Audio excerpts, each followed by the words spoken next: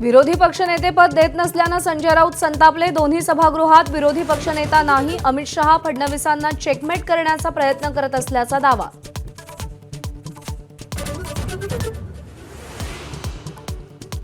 वेगळ्या विदर्भावरून संजय राऊत आणि विजय वडेट्टीवारांमध्ये जुंपली। काँग्रेसनं कितीही आपटलं तरी वेगळा विदर्भ होणार नाही असा राऊतांचा इशारा, तर राऊतांना महत्त्व देत नाही वडेट्टीवारांचा पलटवार।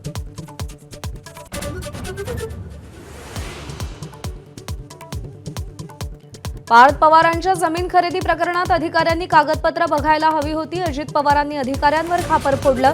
अधिकाऱ्यांनी चूक लक्षात येताच कारवाईची भूमिका घ्यायला हवी होती असंही मत।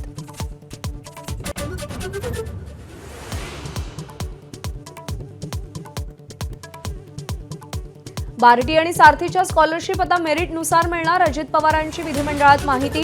शिष्यवृत्ती मिळतीये म्हणून एकेका कुटुंबातले 5-5 लोक पीएचडी करू लागल्याचं निरीक्षण।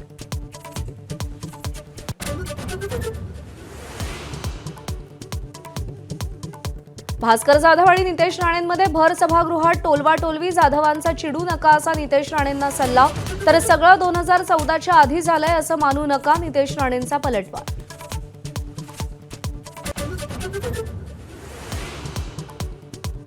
मुलं पळवण्याच्या आणि बेपत्ता होण्याच्या मुद्द्यांकडे राज ठाकरेंनी लक्ष वेधलं। काय कारवाई करताय असा मुख्यमंत्र्यांना पत्र लिहून सवाल।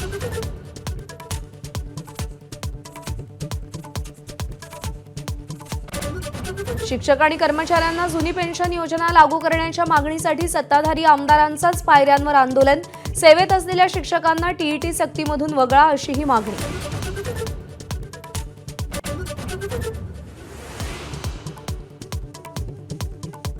मालेगावमध्ये भटक्या कुत्र्यांचा धुमाकूळ। एकाच दिवशी 10 जणांना जखमी केलं।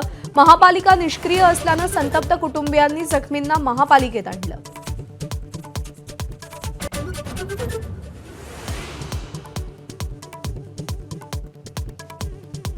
दिवंगत शिवराज पाटील चाकूरकरांच्या अंत्ययात्रेला सुरुवात। चंद्रकांत खैरे, अशोक चव्हाण, अभिमन्यू पवार, संजय बनसोडे अंत्ययात्रेत सहभागी। लातूर शहरातल्या सगळ्या बाजारपेठा बंद।